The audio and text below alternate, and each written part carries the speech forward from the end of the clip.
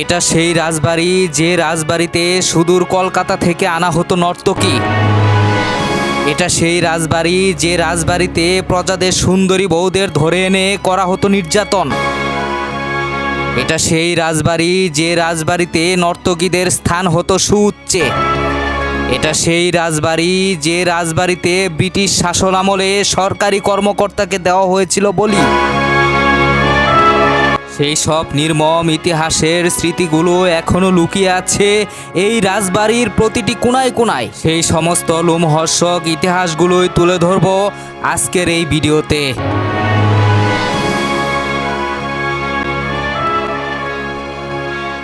প্রিয় দর্শক, রাজবাড়িতে ঢুকতে একটি বিষয় খেয়াল করলাম।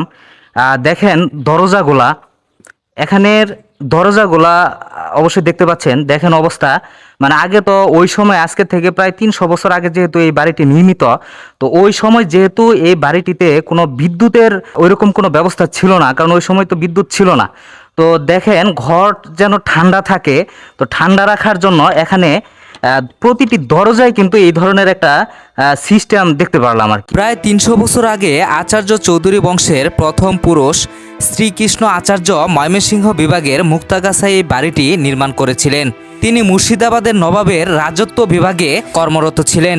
শ্রীকৃষ্ণ আচার্যের 4 জন পুত্র সন্তানের মধ্যে আমি এখন যে রাজবাড়িতে দাঁড়িয়ে আছি, এখানে থাকতেন রামকিশোর আচার্য চৌধুরী। তিনি ছিলেন অত্যন্ত নারীলোভী এবং প্রজাদের প্রতি ছিলেন খুবই কর্কশ। আজকে আমাদের এই ভিডিওটি মূলত রামকিশোর আচার্যকে নিয়েই তৈরি করা হচ্ছে। প্রিয় দর্শক, আমি কিন্তু এখন ঠিক এই মুহূর্তে দাঁড়িয়ে রয়েছি কাঙ্ক্ষিত সেই রাজবাড়িটির উঠোনে।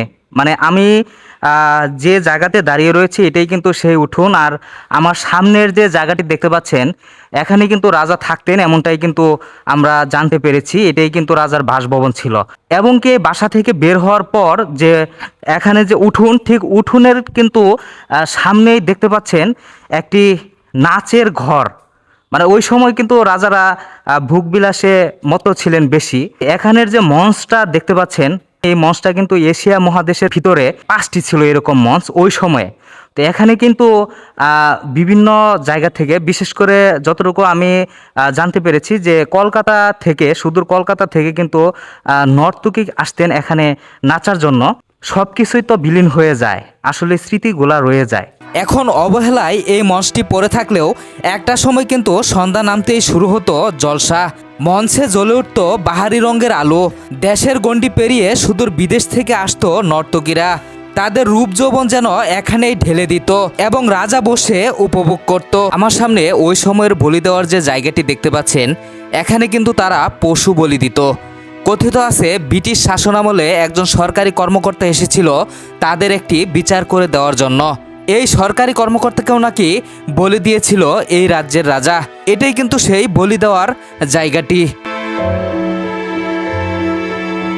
ঠিক এই জায়গাটির পাশেই কিন্তু কিছু পুরাতন রুম দেখতে পেলাম।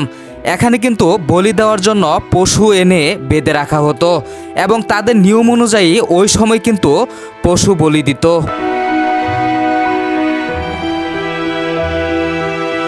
কলকাতা থেকে যে নর্তকীগুলো আসতো বা বাইরে থেকে যে নর্তকীগুলা বা নৃত্য করার জন্য যারা আসতো বা যে মহিলাগুলা, তো এদের তো মানে চেহারা তো মাশাআল্লাহ অনেক ভালো ছিল।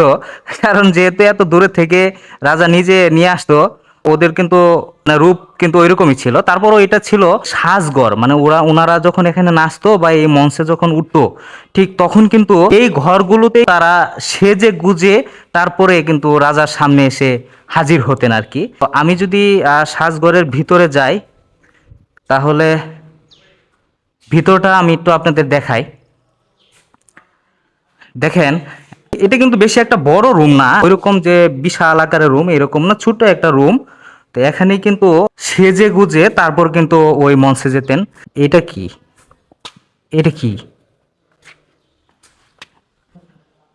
প্রিয় দর্শক, আমি আসলে একটা গোপন কক্ষ খুঁজে পেলাম।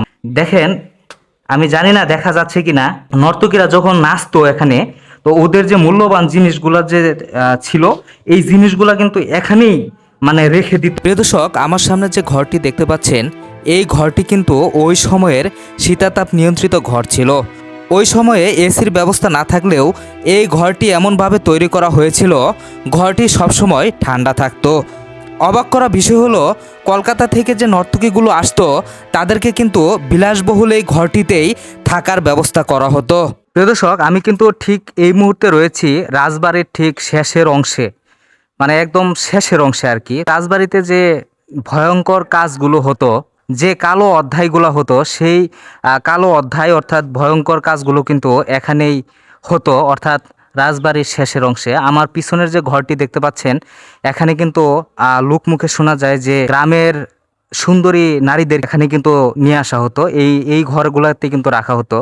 আমার পিছনে কিন্তু একটি ঘর দেখতে পাচ্ছেন, এখানেও কিন্তু বিশেষ করে এই পিছনের যে ঘর দেখতে পাচ্ছেন, তো এইগুলা কিন্তু এই ধরনের কাজকর্মে কিন্তু এই ঘরগুলা ব্যবহৃত হতো। তো আমি যদি আপনাদের একটু দেখাই, দেখেন ঘরের ভিতরের কি অবস্থা। এই হলো ভিতরের অবস্থা। আসলে এই রাজবাড়িতে এসে একটি জিনিস আমি স্পষ্টভাবে দেখতে পারলাম, এত দরজা ঘরে থাকে, দেখেন কত দরজা। প্রিয় দর্শক, এই ভয়ঙ্কর ঘর অর্থাৎ ওই সময়ের যে নিকৃষ্ট কাজগুলো হতো যে ঘরগুলোতে, সেই ঘরগুলোর ঠিক পিছনে কিন্তু দাঁড়িয়ে আছি। আমার পিছনে দেখতে পাচ্ছেন সেই ঘরগুলো। ঠিক এই ঘরগুলোর পিছন দিয়েই কিন্তু যাতায়াতের একটা রাস্তা ছিল ওই সময়।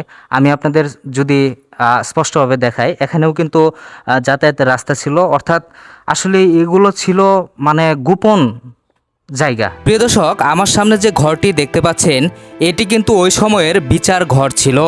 অর্থাৎ রাজার বিরুদ্ধে যদি কেউ কোনো কথা বলতো তাহলে কিন্তু এই ঘরে এনে তাকে শাস্তি দেওয়া হতো। এখনও যেন কালের সাক্ষী হয়ে দাঁড়িয়ে রয়েছে এই ঘরটি। এই ঘরে কত প্রজা নির্মমভাবে অত্যাচারিত হয়েছে তার কোনো হিসাবই নেই। ঘরটি যেন এখনও দাঁড়িয়ে রয়েছে শুধুমাত্র সেই ভয়ঙ্কর স্মৃতিগুলো স্মরণ করিয়ে দিতে। ক্ষমতা চিরস্থায়ী নয়, এটা কিন্তু ওই সময়ের রাজারাও কিন্তু বিষয়টা জানতো যে আসলে ক্ষমতা চিরস্থায়ী নয়, যে কোনো সময় ক্ষমতা চলে যেতে পারে।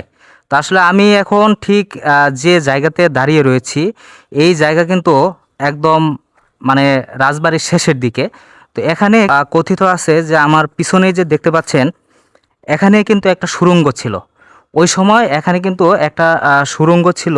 এই সুড়ঙ্গটা গুপ্ত সুড়ঙ্গ হিসেবেও কিন্তু আমরা জেনেছি যে এখানে গুপ্ত সুড়ঙ্গ ছিল, এবং কি এই সুড়ঙ্গের শেষ মাথা হয়তো অনেক দূরে গিয়ে কিন্তু সেটা বের হয়েছে শেষ মাথাটা। তো ওখান থেকে কিন্তু ওনারা পালানোর জন্য, যদি ওইরকম কোনো বিপদ আসতো তাহলে কিন্তু এই গুহা দিয়ে ওনারা পালিয়ে যেত। রাজবাড়ি দেখতে দেখতে কিন্তু একদম মানে ঘেমে গেছে আর কি। তা আমি এখন দাঁড়িয়ে রয়েছি সেই রাজবাড়ির যে রাজা থাকতেন, অর্থাৎ রাজার রুমের ভিতরে। তো এখানে একটা জিনিস দেখলাম যে ওই সময় আজকের থেকে 300 বছর আগে কিন্তু এই রাজবাড়ির এই ঘরগুলা কিন্তু টাইলস করা ছিল, যেটা এখানে এসে দেখতে পারলাম। তো দেখেন এখন বর্তমানে আমরা যে টাইলসগুলো দেখতেছি, তারা কিন্তু আজকের থেকে 300 বছর আগে কিন্তু তাদের ঘরে এরকম টাইলস লাগানো ছিল, এমনটাই কিন্তু এখানে এসে দেখতে পারলাম। প্রিয় দর্শক, যতটুকু সম্ভব আপনাদের দেখানোর চেষ্টা করলাম। আজকে বিদায় নিতে হচ্ছে। সম্পূর্ণ ভিডিও জুড়ে আমি মোহাম্মদ হিজবুল্লাহ ইসলাম ছিলাম আপনাদের সাথে। পরবর্তী নতুন ভিডিও দেখার আমন্ত্রণ জানাচ্ছি। ভিডিওটি যদি ভালো লেগে থাকে চ্যানেলটি সাবস্ক্রাইব করে পাশে থাকবেন। সবাই ভালো থাকবেন, সুস্থ থাকবেন। আল্লাহ হাফেজ।